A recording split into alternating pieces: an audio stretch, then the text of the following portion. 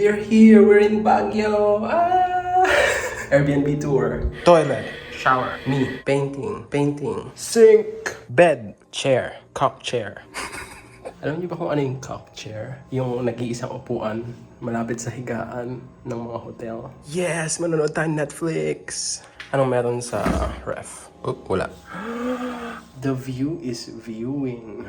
Medyo mainit kasi walang aircon. Hindi uso ang aircon sa Baguio. So bubuksan natin ang bintana. Let there be air. Tapos nahuli ko yung cellphone ko, no? So I guess yun lang sa room tour natin. I am tired.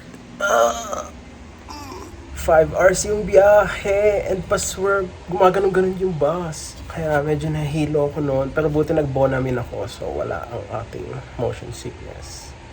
Pero natatay ako. My bidet!